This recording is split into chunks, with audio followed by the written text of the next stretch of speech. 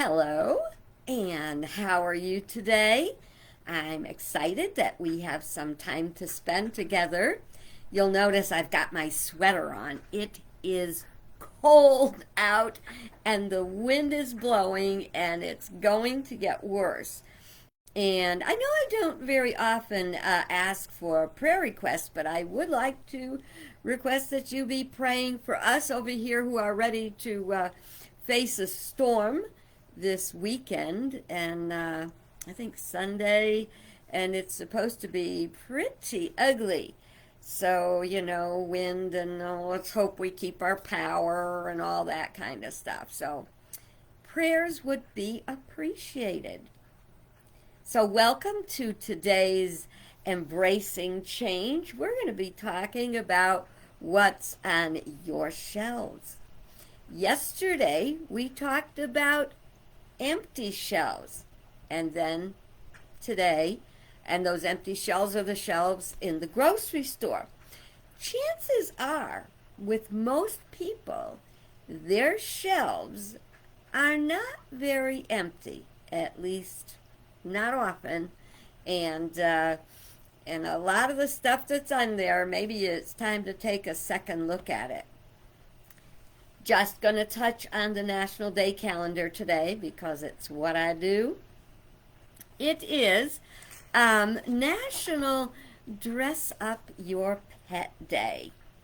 Now, I would not even dare to dress up Tishy, especially at her age, because she's not real flexible in anyone telling her what to do. I think that's a great thing about when we get older. We don't want anybody to tell us what we have to do. We did that all of our lives. It is also National Ratification Day.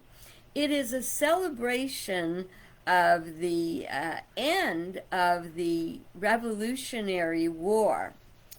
And, we look at, first of all, I don't even like the word war because basically war is a dis-ease of human consciousness. Look at the word dis-ease. We were meant to live in a flow of life. Life is meant to be good. And we have so many problems that come up because we don't go with the flow. So as we're thinking about the end of the Revolutionary War, and we think about the reasons for it, that we didn't want taxation without representation, we didn't want a king to tell us what to do, we wanted to create a place of being, a government where we had a voice, where it is a government of, by, and for the people. And I know it's really easy to sit in our chairs, to point fingers, and to moan and groan about whoever is in power. However, number one, we put them there, and if we didn't put them there, if we didn't vote or anything, you can't complain. But if we did and we didn't get the outcome that we wanted, and we're not working diligently to hold the feet of the person and the people in power to the fire. We are all supposed to be working together, of, by, and for. And we have to remember we're all one. And that's not only in our physical body. All of our parts have to work together if we don't want to be having an experience of dis-ease. And we don't want an experience of dis-ease in our families, our workplaces, our communities. And, you can't do everything, but you can be a really good role model. It would not be great that people would, if they wouldn't be able to gossip about you because they wouldn't have anything to say. Of course, not everybody's going to like you anyway, and this is something you have to remember. We all have to remember is that some people, no matter what we do, I think they say it's like between 10 and 12% or something, they're never going to like us. It doesn't matter. They're just not going to like us. And in your own life, there's going to be like 10% of the people you know that you're not going to like. But we're not here to like people. We're here to love each other. How can you love without liking? You can love the fact that someone is a child of God, is a divine creature and everything else, but you don't have to approve of what they're doing. You don't have to accept what they're doing. But unconditional love means unconditional. You don't have to hang out with someone or anything. How did I get there? Oh, I guess I got there from the end of the Revolutionary War. So if there's a war going on in your family, in your town, and whatever, let's see how we can work on healing that and one day celebrate that peace, the peace of mind, community, and the beautiful world that we create. I posted something on Facebook today, and I can't remember it exactly, but it said, if you always felt like you didn't belong here, like you didn't fit in, you weren't a part of the world, this world, and it said, well, that's because you are here to help create a beautiful new world. I thought that was pretty powerful. So if you don't feel like you fit in to this world, you create the larger image. All right, well, it's time to get to our shelves, right? Now, yesterday we talked about going to the grocery store and where they're saying the shelves are empty, and and there's all the crepe hangers. You can't look, you can't go online or listen to the news and not hear about the empty shelves. But as we know, sometimes we need to embrace change our habits, change the way we look at things so that we can have a better mindset, which creates a better life. So I have some notes about what's on your shelves. I want to talk about last night in my house. So I think I mentioned that I, was having a kind of a thought about what I was going to have for supper. And what I made was an Indian curry dish with couscous. Why? My rice did not come in when I did my Instacart order, so I did not have any rice. And so I did have a package of couscous. Now, that was one of those things. I went to the store one day and I said, I think I'll try some couscous. And then it had to sit there for a year. It had to. And so last night, because I didn't have any rice, I had the curry simmer sauce, and I used it with some vegetarian meat substitute, chicken substitute, and I had it on couscous, and I have to tell you, it was amazing. And when I think about how long that sat on my shelf, now that was not the only shelf item that I was able to use yesterday. I have had for a long time, over a year at least, probably a year and a half almost, on my shelf in the kitchen, I had a package, and opened, and I used it once, package of Kodiak pancake and waffle mix. Dark chocolate. Well, had me at dark chocolate. But I had it up there, and I didn't eat it, and didn't eat it, and didn't eat it, and I'd get up in the morning, I go, what am I going to have for breakfast, And, well, I did have that. I had the pancakes, and they were so good.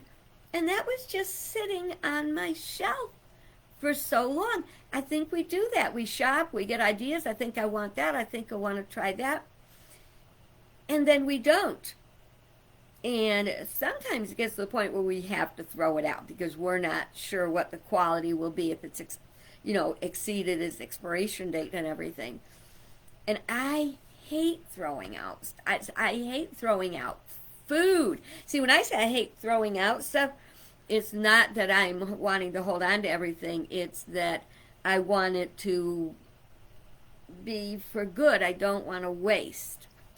Well, I had to clean my fridge before I went to Utah to visit my daughter.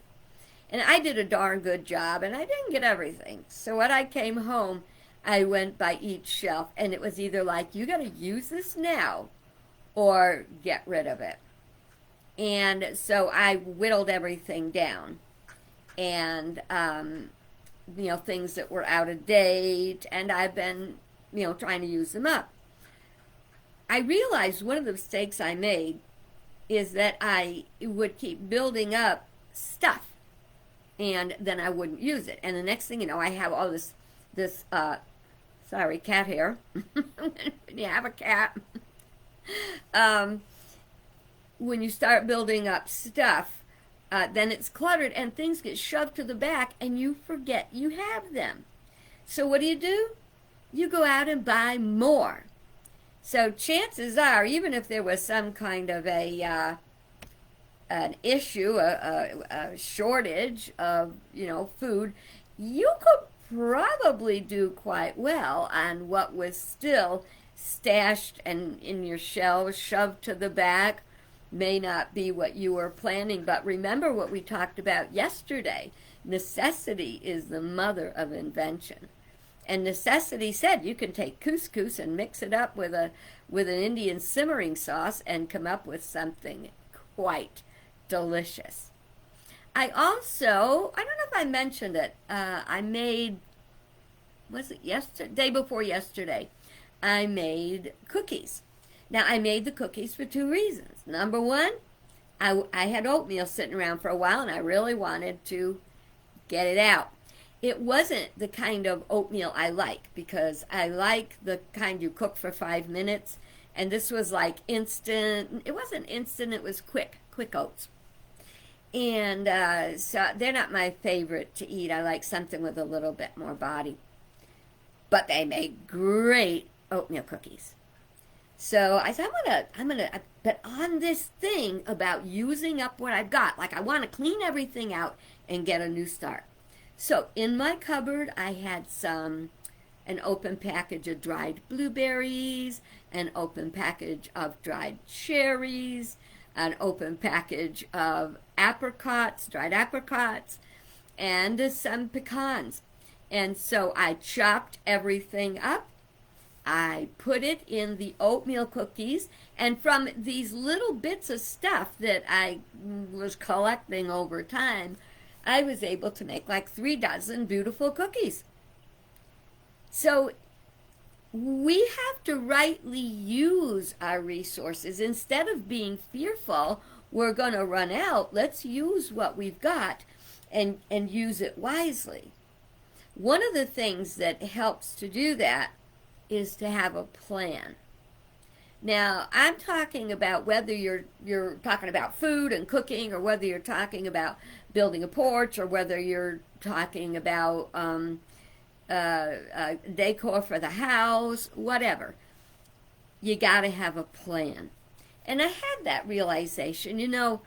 Rose Kennedy used to have a 2-month menu that they simply rotated every month. Well, they knew what they needed at the grocery store. They could check their cupboards and everything before they went. Those are things we don't do either. And I know this sounds like simple day-to-day living stuff, but that is the application of spiritual principle in everyday life. Hence, I call myself the mundane mystic. We put the spiritual into the everyday. And the spiritual principle of circulation, there has to be an inlet and an outlet. And whether we start collecting food or anything else, if it's not like, I understand some people have like a collection of thimbles or teaspoons or something, a specific thing, not just stuff, not just all kinds of stuff. Um, so that's why you want to keep circulating. Well, when it comes to cleaning the refrigerator, I have a hard time because I hate throwing food away. That this is, I don't know if you ever got this. This is one of those ridiculous, like it's a quirk. I have this quirk. And what it is I kind of like, I'll have something in the refrigerator and I don't think I want to eat it, and then I think it's probably been there too long, but I don't want to throw it away because it could still be good. It makes no sense at all. I know it makes no sense at all. It's a part of my quirk. Well, I found a way to cope with that particular quirk. And when I have things, wilty lettuce that is not going to perk up again, something that's got close to the expiration date and it's open and I'm not too sure about it, can't put it in the freezer. Well, I am able to throw it away when I look at it as, number one, it will be composting at the dump, it will be breaking down, and also I call it, when I have to throw away, borderline questionable food, it's a vermin feast. And I think about, the dump and the little rats and probably raccoons and possums and whatever hang out there, when the dump closes at night and they come and see what's good to eat. And I think, oh, there's a vermin feast thing. Some little rat's going to find that and think that's about the best thing in the whole world. Also keeps the rats at the dump and not out on the streets. So, see, it's a matter of change. Embracing change. Change your mind. Change the way you see things. Did you ever go to the grocery store and spend like a couple $100? You know what? And saying a couple $100 today is not that big a deal. And you come home and you go, there's nothing to eat. Well, chances are it was impulse buying. It was kind of like, oh yeah, I think I can do that. It was very disjointed. If you don't have a menu plan when you walk into the store, or bring with you a pad and pencil and write, like Sunday, Monday, Tuesday, Wednesday, Thursday, Friday, Saturday, and jot down what you're going to have next to it as you shop, if you're looking to see what's on special or whatever, and you're going to cook that way. Have that menu, and you're not going to wind up with a whole bunch in the fridge because you made a list and then you are committed to that list. You have all the ingredients you need for that list, and it's always fun to watch the refrigerator go clean again, go empty out, because you knew you ate good food that you cooked yourself. So I thought that was a pretty good tip. One time when I lived at my son's, he had one of those cupboards where you would, you'd get something because you forgot you already had it and you'd shove it in a corner. And it had a little door, but on the sides, it like went out into deeper compartments. Well, what that meant is that there was plenty of room. All you saw that was what was in the front. Then, of course, you go to the grocery store, you come, shove whatever you got right in the front. And if it didn't get eaten, especially if you were impulse shopping, all of this is wasting money. When I cleaned that out, there was some stuff that was so old. Some of the stuff had been opened and attracted little friends, and we had to get that. But it was a matter of changing a habit to using what you have. When we learn to use what we have, we will always have enough. Of course, I know you know this, but I'm just going to remind you because it's a good thing to remember. Don't go to the store hungry. And you know what else? Don't go to the store stuffed. Because if you have a big old meal and then you go to the grocery store, nothing is appealing. If you go to the grocery store and you're too hungry, you want it all. Even if it doesn't make any sense at all. Even if it doesn't match what's already in your cupboards. So I'm going to challenge you to clean your shelves. You know, the grocery store shelves, while we're waiting for them to fill up, clean yours. Use what you can. I guarantee you've got stuff that is probably bordering on time to toss, but as long as it's only bordering on and it's not past toss time, try to find a way to serve it. Be creative. Remember the talk we talked about chop suey? And we talked about how, the guy took everything he had and threw it in the pot, the wok, and cooked it up, and everyone had something that to this day is still used in kitchens. I guess it comes out a little different everywhere you go. Okay, what is this? Gosh, it's, Kodiak cakes. I made a note to myself and I'm saying, what does that say? Radical cakes? No, it says Kodiak cakes. Handwriting is not something that I do excel at. You want to learn to experiment. Don't be afraid to experiment with a dish. And if you don't like it, so don't do it again. Just one rule. Do not ever experiment with a new dish if you've got company coming. Not a good idea at all. When you're looking in your cupboards and you're looking on your shelves, in your refrigerator shelves, and your, shelves on your racks and like that, if it is cluttered and overflowing and crowded, ask yourself, how did it get this way and why? Because the how and the why will help you to not let that happen again. There's a comedian who you have to be my age to remember him. His name was George Carlin. And you can look this up on YouTube. One of his famous routines was called Stuff. And it talks about, people's stuff and how we all have stuff. And sometimes we need to build a bigger home because we need more room for our stuff. And he used to say, my stuff is good stuff. Your stuff is junk. Isn't that the way we see it? Then he'd talk about the stuff in the refrigerator. He says, you got stuff in there. You say, you look at it. What is that?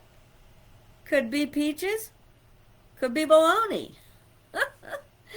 And then we have the very interesting cultures that we grow in our refrigerator in various shades of green and gray. Oh, yeah. We've all done it. Something gets shoved in the back and gets forgotten, right? Okay. So I'm thinking that, I have another thing. I like to watch Chopped. Not because I like to see how they torment the people, but because they make it real hard for them sometimes. But what they do, if you've never seen it, is they take baskets, they put stuff in the basket, and each cook gets the same ingredients, and they've got to make something with it.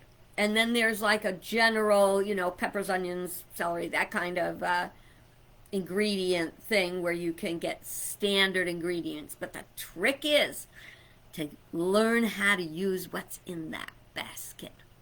Now, I have many times learned to like stuff I'd never thought about eating before because I decided to try it. So if you've got those things where impulse buys, when you got them when you were hungry, you haven't eaten them, eat them, as long as they're not really expired. And try something new and experiment. When you say I'm experimenting, it doesn't mean you're like going to have some major tragedy if it doesn't work out. It didn't work out. You try something else. Because every failure is one step closer to success. Keep that in mind. And as I'm closing up today, I want to think about, yesterday I told you the parable about the loaves and the fishes. And today I want to tell another parable, except it's not a Jesus parable. It's an Aesop. I don't know who did it. But it's an old, old story. And it's about learning to share. And it's about a very hungry village. And they had no food, and they were fearful that they were going to starve. And one day a guy came into town, and he was like thinking he was some kind of magician or something. He was going to fix everything, and he said, "Oh, you don't have to worry. You're not going to starve. Let's make up a pot of stone soup, and it's going to be amazing." He said, "First we have to find a smooth, round stone." And so they found a smooth, round stone, and then they put it in a pot and added water. And the people were waiting because this was going to be miraculous stone soup. And the pot started to get hot, and the man stood there and he said, I know this is going to be a great stone soup, but you know what? I'll tell you something. Man, if we had some celery in there, it would be even better. And someone said, "I got some celery." And they ran and they got their celery and they brought it and they prepared it and put it in the soup pot. And he goes, "Yeah, smell that. That's going to be good." You know what? Probably what even made this better would be maybe some onions. And somebody else said, "I got onions." Well, it went on through the afternoon with somebody said, wait a minute, I've got some carrots. And somebody else had something else, and the next thing you know, they had this beautiful multi-ingredient stone soup that everybody loved. Basically, the core of the story is that when we share, everybody has enough. Sometimes if we're fearful that we're not going to have enough, we don't want to share. But I have to tell you, in God's economy, if you want to have plenty, be sure you share. Challenge to you. It's Friday, so I won't see you again at least until Monday. So my challenge to you is go look at what's on your shelves. See what you can use, see what you can lose. See if you got a little vermin feast in there for the critters at the dump. So you have a great weekend, and I will talk to you soon. Bye-bye.